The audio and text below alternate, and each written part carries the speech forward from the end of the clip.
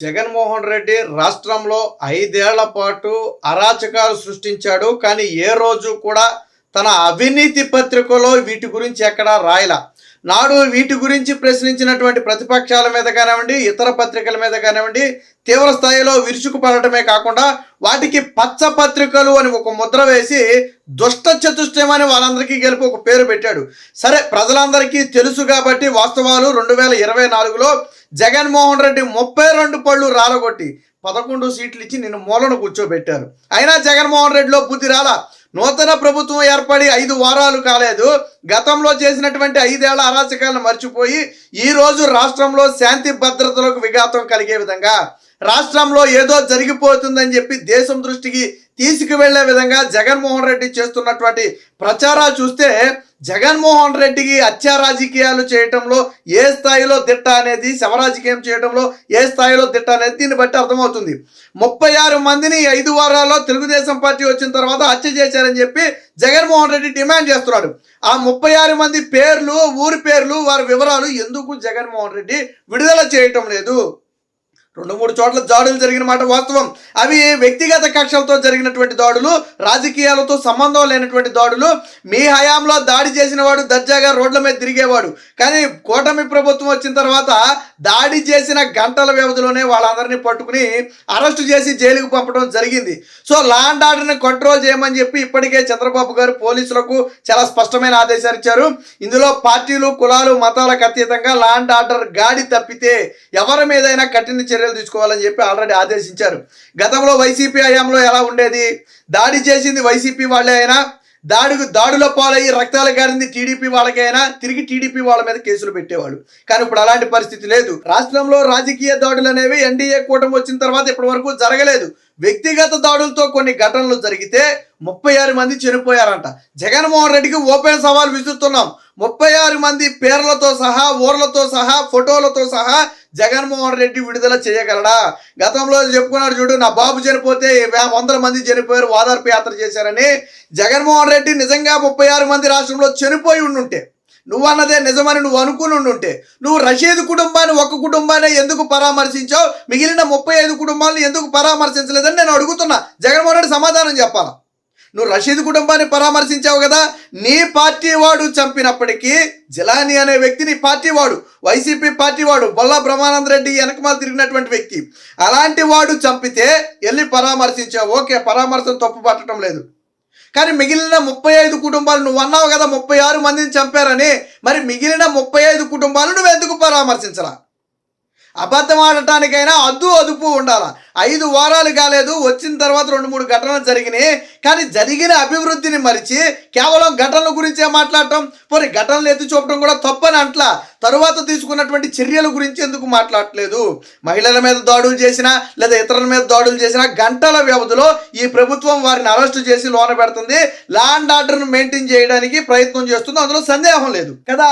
మరి 5 ఏళ్ల పాలనలో గంజాయిలకు బానిసయ్యి, మత్తుకు బానిసయ్యి, విచ్చలవిడిగా చెరలేకపోతున్న ఈ గంజాయి బ్యాచ్ని అణచాలి అంటే కొంచెం సమయం పడుద్ది. ఎందుకంటే నిజంగా నువ్వు లా అండ్ ఆర్డర్ని కన్నా కరెక్ట్గా 5 ఏళ్ల పాటు మెయింటైన్ చేస్తుంటే ఈ రోజు ఈ అరాచకాలు జరిగేవి కాదు కదా. 5 వారాల్లో కూటమి వచ్చిన 5 వారాలు ఈ జరిగినాయని చెప్పి నువ్వు నీ 5 ఏళ్ల పాలనలో క్రైమ్ రేట్ ఎంత ఉంది, ఎంతమంది మీద అత్యాచారాలు చేశారు, ఎంతమంది టీడీపీకి చెందినటువంటి కార్యకర్తలని, జనసేనకి చెందినటువంటి కార్యకర్తలు, బీజేపీ కార్యకర్తల మీద దాడులు చేశారు, హత్యలు చేశారు, వాటికి సమాధానం చెప్పగలరా? ఎంతమంది దళితులు చనిపోయారో జగన్మోహన్ రెడ్డి దానికి సమాధానం చెప్పగలరా? ఎందుకు ఇంత నీచ రాజకీయం? ఈరోజు పార్లమెంటు సమావేశాలు ఎగ్గొట్టడం కోసం ఏమంటున్నాడు, ఢిల్లీలో ధర్నా చేస్తాడంట.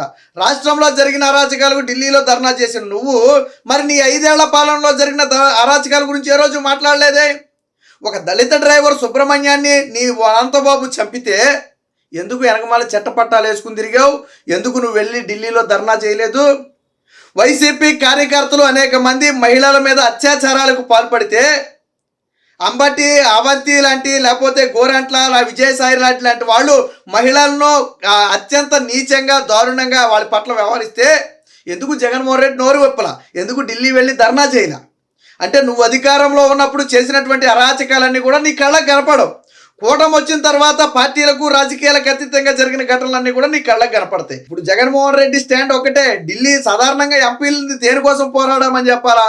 రాష్ట్రానికి రావాల్సిన ఏదైతే ప్యాకేజీ కానివ్వండి, లేదా ప్రత్యేక హోదా కానివ్వండి, లేదా రైల్వే జోన్ కానివ్వండి, లేదా ఏదైతే నిధులు ఉన్నాయో వాటి కోసం పోరాడమని చెప్పాలా. కానీ జగన్మోహన్ రెడ్డి ఏం చెప్పాడో తెలుసా?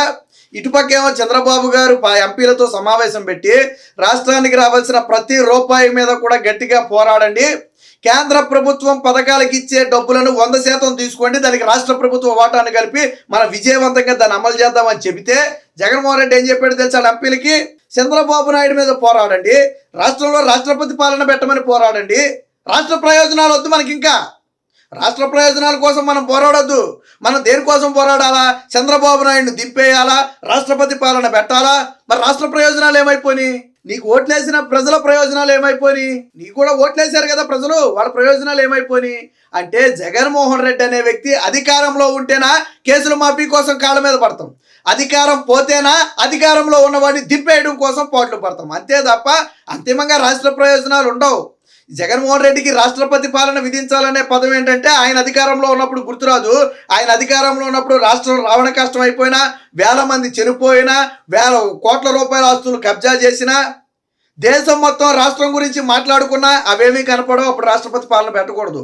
చంద్రబాబు గారు వచ్చిన 5 వారాల్లోనే రాష్ట్రపతి పాలన పెట్టాలి. ఎందుకు పెట్టాలి రాష్ట్రపతి పాలన? చంద్రబాబు గారు ఇచ్చిన హామీలు అమలు చేసినందుక, రాష్ట్రంలో ప్రజలు సంతోషంగా ఉన్నందుక, రాష్ట్రంలో ఎటువంటి కలహాలు లేకుండా ప్రశాంతంగా పరిపాలన సాగుతున్నందుక ఎందుకు పెట్టాలి రాష్ట్రపతి పాలన? నువ్వు ఉన్నప్పుడు అత్యాచారాలు చేస్తే పెట్టని రాష్ట్రపతి పాలన ఇప్పుడు సవ్యంగా ఉన్నటువంటి రాష్ట్రంలో ఎందుకు పెట్టాలా? సో జగన్మోహన్ రెడ్డి ఉద్దేశం ఒకటే, రాష్ట్రంలో శాంతి భద్రతలకు విఘాతం కలిగించాలా, అది రాష్ట్ర ప్రజలకు దృష్టికి తీసుకెళ్లాలా అని చెప్పి ఒక కుట్రకు తెరదీశాడు. అసెంబ్లీ సమావేశాల నుంచి పారిపోవడం కోసం ఢిల్లీ వెళ్ళి ధర్నా చేస్తాడంట. మరి 36 కుటుంబాలు చనిపోయినాయి నువ్వు అన్నావు కదా, మరి మిగిలిన 35 కుటుంబాలు చనిపోయినప్పుడు నువ్వెందుకు ఢిల్లీ వెళ్ళాలా? నేను అడుగుతున్నా, 35 కుటుంబాలు చనిపోయినప్పుడు నువ్వు ఎందుకు వెళ్ళా? ఒక రషీద్ కుటుంబం చనిపోతే నేను ఎందుకు వెళ్తున్నావు? అది కూడా మీ పార్టీ కార్యకర్త చంపితే నువ్వెందుకు వెళ్తున్నావు చెప్తావా? ఢిల్లీలో రషీద్ కుటుంబాన్ని చంపింది జిలానీ అనే వ్యక్తి, మా పార్టీ కార్యకర్త, మాతో తిరిగేవాడు, చంపాడు అని నువ్వు ఢిల్లీలో చెప్తావా? జగన్మోహన్ రెడ్డి కుట్ర రాజకీయాలు కుతంత్రాలు కూడా బయటపడుతున్నాయి. రాష్ట్రం అభివృద్ధి చెందకూడదు, రాష్ట్రానికి పెట్టుబడులు రాకూడదు, రాష్ట్రంలో జరుగుతున్నటువంటి అభివృద్ధిని పక్కదారి పట్టించాలా, ప్రజలు మాట్లాడుకోనివ్వకూడదు. చంద్రబాబు నాయుడు ఇప్పటికే బీపీసీఎల్ లాంటి భారీ రిఫైనరీని తీసుకొచ్చాడు, తర్వాత వేరొక ఎలక్ట్రిక్ కార్ల కంపెనీతో ఒప్పందం చేసుకున్నాడు, ఇప్పటికే డిఎస్సి ప్రకటించారు, అన్నా క్యాంటీన్లు ప్రారంభం కాబోతున్నాయి. ఇలాగ ప్రతిదీ ఒకదాని తర్వాత ఒకటి పెంచిన పింఛన్లు ఆల్రెడీ అమలు చేశారు. ఇలా ఒకదాని తర్వాత ఒకటి ఆగస్టు 15 నుంచి ఉచిత బస్సు సిద్ధమైంది. ఒకదాని తర్వాత ఒకటి చేస్తుంటే ఈ డెవలప్మెంట్ గురించి మాట్లాడుకోకుండా రాష్ట్రంలో ఇది జరిగింది అది జరిగిందని మాట్లాడుకోవాలని జగన్మోహన్ రెడ్డి అవినీతి పత్రికను అడ్డం పెట్టుకుని చేస్తున్నటువంటి కుట్రలు తప్ప ఇందులో మరొకటి కాదు. నిజంగా జగన్మోహన్ రెడ్డికి దమ్ము ధైర్యం ఉంటే కేంద్రంలో రాష్ట్రానికి రావాల్సిన ప్రయోజనాల గురించి పోరాడాలి తప్ప ఇక్కడ ఏదో జరిగిపోయింది రాష్ట్రపతి పాలన పెట్టాలని పోరాటం అంటే అది జగన్మోహన్ రెడ్డికి ఇంకా రాజకీయ కాంక్ష తీరలేదు అనడానికి ఒక ఉదాహరణ.